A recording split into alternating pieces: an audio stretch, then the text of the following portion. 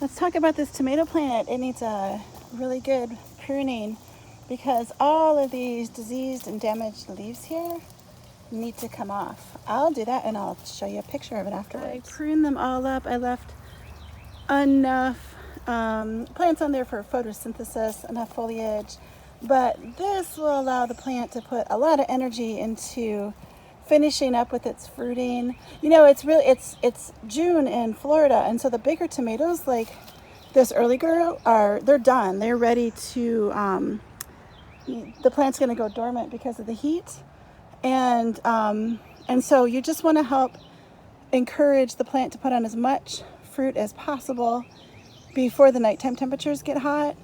It's the same thing up north in winter, but in that case, you know, late summer, early fall, it's just getting too cold for tomatoes.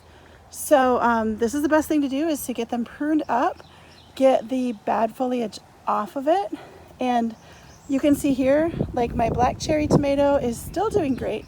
Cherry tomatoes are going to do much better. I have buckets of cherry tomatoes in the house. Really well here are the currant tomatoes, like the Everglades. This is 2 different varieties of currant tomatoes, and these will also grow through the summer. So cherry tomatoes and currant tomatoes are the ones that will make it through the summer. Oh my gosh, look. Oh, cucumbers.